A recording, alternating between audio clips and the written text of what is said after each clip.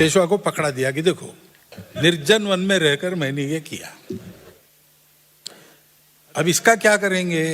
ये जब तक नहीं बदलते,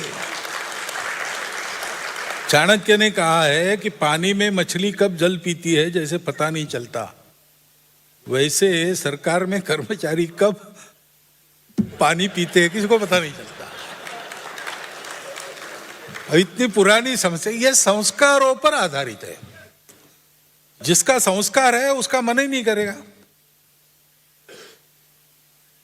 तोरा मन दर्पण कहलाए, प्रसंग आंखों के सामने है ना। गीत का आशय यही है। हमारे घर में 100 साल की वकालत है। हमारे दादाजी बताते थे कि कोर्ट्स नए नए आए थे, तो एक आदमी आया। अब कोर्ट के प्रोसीजर किसको पता थे भारत में, तो वो सीधा कोर्ट में आया। मैजिस्ट्रेट गोरा आदमी था, उसको कहते महाराज 10,000 रुपया हमारे दोस्त ने लिया, वापस नहीं दे रहा है। अब वो भी, उसको भी दया आ गई, उसने प्रोसीजर वगैरह नहीं बताया, उसको बुलाया, उसको पूछा 10,000 रुपया नहीं लिया है। अब बार बार वो कह रहा है लिया है, ये कह रहा है न्याय कैसा करें। तो उसने चपरासी को भेज के एक गाय बुलाई और उस आदमी के हाथ में गाय की पूंछ दी, उसको पकड़ और बता पैसा नहीं लिया। तो उसने हाथ में लिया, आधा मिनट रुका, फिर कहा नहीं माफ करो, मैंने पैसा लिया है, 3 महीने और दे दो, मैं वापस कर दूंगा। अब गाय की पूंछ हाथ में है तो झूठ न बोलने की दानत जहां है वहां भ्रष्टाचार रुक सकता है। और संघ का यही काम है, संस्कार उत्पन्न करना। खाएंगे नहीं, खिलाएंगे नहीं, चोरी काम में करेंगे नहीं। ऐसे है हमारे कार्यकर्ता है जो अड़ जाते हैं, लड़ जाते हैं। सामान्यतः ये स्वभाव संयोग का रहता है। उसका कारण उसका संस्कार है। वो गरीब है तो भी पैसा नहीं खाएगा। गुरु दक्षिणा छात्रावास में रख दी, पड़ी रही वहां, तो जमा करनी थी। तो प्रवास वगैरह करके आए विभाग प्रचारक, और कल ये पैसा लेके जिला केंद्र पर जमा करना। रात को भोजन नहीं छात्रावास में। बोले क्या हो गया? बोले अनाज खत्म हुआ। कितने दिन से? 3 दिन से। अरे 3 दिन से भूखे हो, 2,000 रुपया यहाँ पड़ा है। बोले नहीं, वो तो गुरुदक्षिणा है, ये दानत है। पेट में अन्न नहीं है लेकिन उस पैसे को हाथ नहीं लगाएंगे। ये संस्कार करने का काम संघ करता है। ये बढ़ेगा तभी भ्रष्टाचार पर नियंत्रण संभव है। राष्ट्रीय परिदृश्य का दूसरा प्रश्न, वन चाइल्ड अप्रोच के कारण अनेक प्रांतों में जनसंख्या घटती जा रही है, उसे संतुलित कैसे किया जाए? भारत में जनसंख्या को ध्यान में रखकर अर्थव्यवस्था में नवाचार के प्रयोग कैसे हो? अब जनसंख्या का प्रश्न आपने वन चाइल्ड अप्रोच वगैरह मुझे नहीं पूछना चाहिए, गृहस्थों ने विचार करना चाहिए। मैं तो जानता ही नहीं कुछ। लेकिन अब इतने जैसे आप जैसे सब लोगों को मिलता हूं तो जो सुनाई देता है उसके आधार पर बता रहा हूं। डॉक्टर लोग हमको कहते हैं कि 19 साल की आयु से 25 साल की आयु तक विवाह और 3 संतानें, तो पेरेंट्स और चिल्ड्रन दोनों हेल्दी रहते हैं। मानस शास्त्र वाले कहते हैं, साइकोलॉजिस्ट कहते हैं कि घर में अगर 3 सिबलिंग्स है तो आपस में जो व्यवहार उनका होता है उसमें से वो ईगो मैनेजमेंट अच्छी तरह सीख लेते हैं। उसके चलते उनके अपने परिवारों में बाद में विच्छेद नहीं होता है, तो परिवार का स्वास्थ्य ठीक रहता है। और पॉपुलेशन साइंटिस्ट कहते हैं कि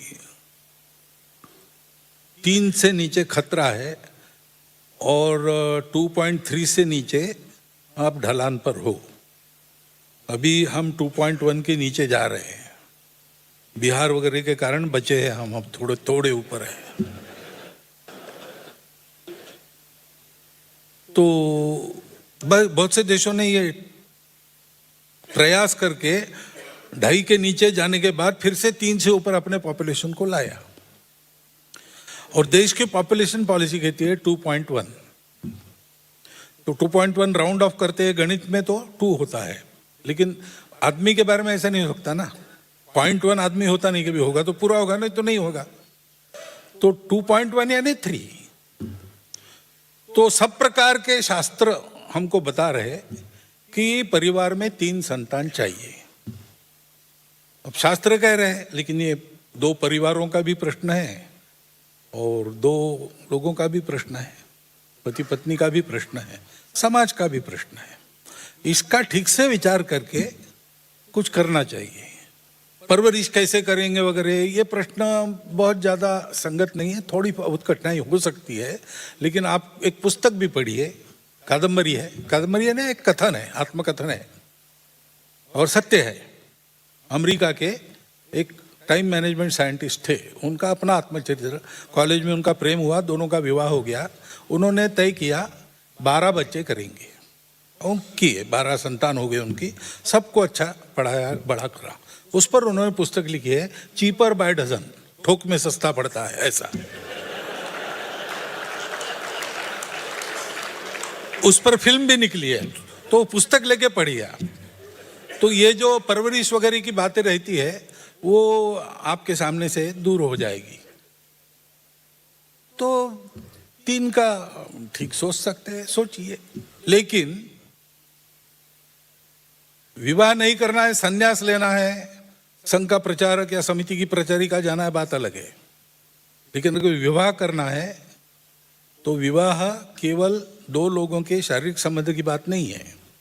विवाह समाज का जो यूनिट है, फैमिली, उसको उत्पन्न करने वाला उपकरण है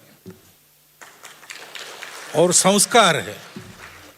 तो विवाह करना और जिम्मेवारी नहीं लेना, ये नहीं होना चाहिए। विवाह करना चाहिए, जिम्मेदारी के साथ उसको निभाना चाहिए। दोनों ने अपने 7 जन्म की बात करते हैं, वो परस्पर का रिश्ता निभाने की बात है। परिवार में क्या रहना चाहिए, कैसा रहना चाहिए, इसका है, वो गृहस्थाश्रम निभाने की बात है। और सामाजिक कर्तव्य निभाने की बात में ये बात आती है। परंतु संतुलन के, असंतुलन के और 2 कारण हैं। और ये जो बर्थ रेट वाली बात है, वो आखिरी है, तीसरा है। पहला है कन्वर्शन। तो हमारे यहाँ तो मत स्वातंत्र्य है, आपका भगवान आप चुन सकते हैं और आप खुद चुनते हो, तो उस पर कोई हाथ नहीं उठा सकता, ऑब्जेक्शन नहीं ले सकता।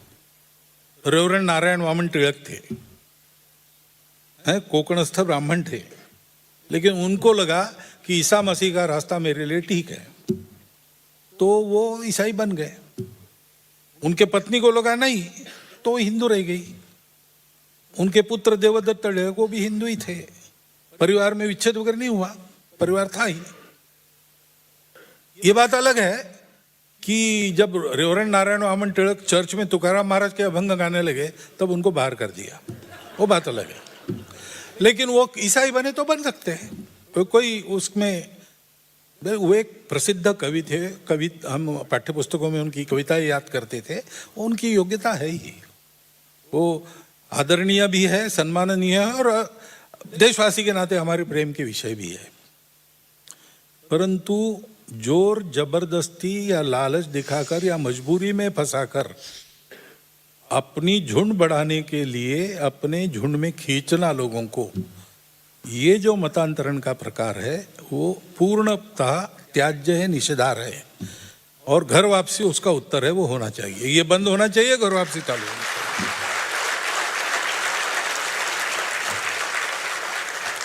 जो आना चाहते हैं उनको घर वापसी में जबरदस्ती नहीं होती, जो आना चाहते हैं उनके लिए रास्ता बनाते हैं, वो एक कारण है। और इसलिए ऐसा मतांतरण बंद हो और जो ऐसे गए और जिनको वापस आना है उनको लेने की व्यवस्था हो। दूसरी बात है घुसपैठ।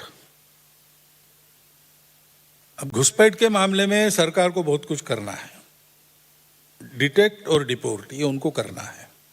अब तक होता नहीं था, अब थोड़ा थोड़ा शुरू हुआ है, धीरे धीरे बढ़ेगा। सेंसस होगा या SIR हो रहा है, उसमें ऐसे कई लोग सामने आ जाते कि जिनका नहीं, यहाँ के नागरिक नहीं है, वो अपने आप कट जाते उस प्रोसेस से, ये भी होता है। परंतु हम लोग एक बात कर सकते, डिटेक्शन का काम हम कर सकते। जो आते हैं उनकी भाषा से ध्यान में आता है,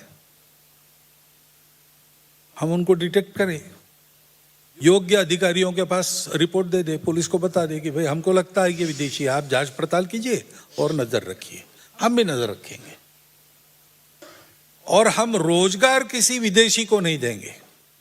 जो अपने देश का है, मुसलमान भी हो, अपने देश का है तो देंगे, विदेशी को नहीं देंगे। ये हम कर सकते, ये करना चाहिए। थोड़ा आंखें खोल के, अवेयर होके आप देखिए आसपास, तो आपको अपने कर्मचारियों में भी, छोटे काम करने वालों में भी बहुत सारे लोग ये मिल जाएंगे। हिंदू समाज के लोगों ने ये छोटे काम छोड़ दिए धीरे धीरे। सब लोग बड़ी नौकरियों के पीछे भाग रहे हैं। इसका परिणाम है कि वहाँ कोई नहीं है तो इनका रोजगार वहाँ पक्का हो जाता है। तो किसी का रोजगार नहीं मारना है, लेकिन सब प्रकार के कामों में अपने लोग चाहिए। और जो अपने आप को हिंदू नहीं कहते वो भी है, तो भी वो इस देश के हैं तो उनको काम मिले। और क्वालिटी का उत्पादन हमारे यहाँ होगा तो हमारे माल की खपत बाहर भी बढ़ेगी। वो होना चाहिए। और अधिक लोगों को रोजगार मिले, ऐसी मानवीय तकनीकी या जो तकनीकी आती है उसको वैसा बनाकर हमने उपयोग करना चाहिए। ये अगर हमने किया, और उसके लिए दूसरी बात, अपने हाथ से काम करने पर प्रोत्साहन देना और अपने हाथ से काम करने वालों की प्रतिष्ठा बढ़ाना, जो आज नहीं है। आपके पास अगर 2 लाख रुपया है तो आपकी एक कीमत है। 2 लाख रुपया जेब में है आपके, लोगों ने बड़ा आदमी है। 2 लाख रुपया आप क्या करेंगे? खाएंगे? क्या करते हैं रुपए से? कुछ नहीं, आप खरीदेंगे ना खाने के लिए, चावल गेहूं खरीदेंगे। 2 लाख रुपए का चावल जिसके पास है उसकी प्रतिष्ठा वो नहीं है। जो निरुपयोगी धन है आपका, उसकी प्रतिष्ठा है। वो धन जिसके कारण उपयोगी बनता है उसकी प्रतिष्ठा नहीं है। तो ये हाथ से काम करने वालों की प्रतिष्ठा। किसान खेती करता है, खेती करने के लिए जवान लड़का तैयार है, उसके पास नए नए उपाय है, पुराने अपने तंत्र को भी जानता है, लेकिन वो खेती करेगा तो उसको लड़की नहीं मिलेगी विवाह के लिए। कैसे होगा? ये सब ठीक करना पड़ेगा। ये केवल तंत्र की व्यवस्था की, सरकार की बात नहीं है। हम सब लोगों को अपने मेंटल मेकअप में सुधार करना पड़ेगा, तब ये रोजगार बढ़ेंगे। अपने यहाँ हाथ ज्यादा है, उनको काम चाहिए। खाली दिमाग शैतान के घर हो जाते, फिर नक्सलवाद बढ़ता है, फिर शहरों में हिंसा बढ़ती है, महिलाओं के प्रति अत्याचार के मामले सामने आते हैं। खाली हाथों को काम मिले, इस प्रकार का अर्थतंत्र अपना और इस प्रकार का मन अपना, हाथ से काम करने के वाले की प्रतिष्ठा। नौकरी के पीछे सब भाग रहे, ऐसा नहीं होने देना। ये सब हमको करना पड़ेगा, तब वो विकेंद्रित अर्थव्यवस्था अच्छी तरह से चल सकेगी।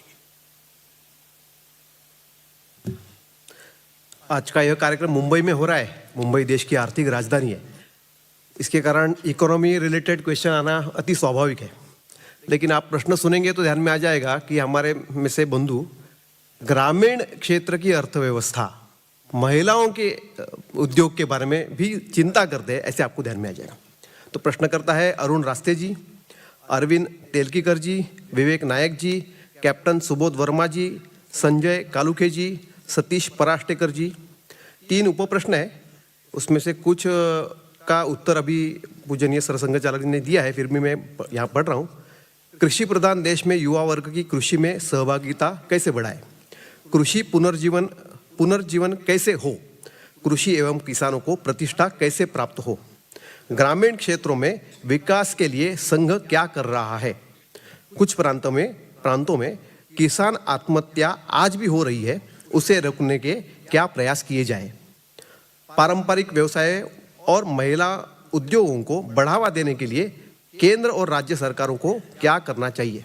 और एक उपप्रश्न है, भारत की जीडीपी ऊपर जा रही है परंतु रुपया डॉलर के मुकाबले नीचे जा रहा है, आपके अनुसार क्या यह सही है? तो ग्रामीण क्षेत्रों के विकास के लिए ग्राम विकास की एक पूरी गतिविधि चलती है। संघ के स्वयंसेवक लगे हैं और उनके प्रयासों से पूरे भारतवर्ष में 5000 गांवों में अब विकास की बात शुरू हुई है, ऐसा देखने को मिलता है। और 350 तक के गांव दिखाने लायक हो गए। यहाँ गांव ने इकट्ठा के अपने भेदों को भूलकर गांव के लिए अपने बलबूते प्रयास करके गांव को ऊपर उठाया है। आर्थिक दृष्टि से, कृषि की दृष्टि से, संस्कारों की दृष्टि से, व्यसन मुक्ति की दृष्टि से, समरसता की दृष्टि से, ऐसे अनेक पहलू है। उन पहलुओं में कैसा होना चाहिए, ये पूरे भारतवर्ष में सब प्रांतों में मिलकर एक 350 गांवों में आज हम दिखा सकते हैं। और भी ये बढ़ेगा। इस क्षेत्र में काम करने वाले अन्य संस्थाओं से मिलकर भी हम काम कर रहे हैं। तो जैसे अक्षय कृषि परिवार है, या हमारे यहाँ कनेरी के महाराज साहब है, उनके द्वारा काम चलते हैं। ऐसे अन्य अन्य जगह जो इसी क्षेत्र में काम करने वाले लोग हैं, उनको साथ लेकर ये सारा चलता है। खेती का खर्चा कम लगे, लागत कम लगे,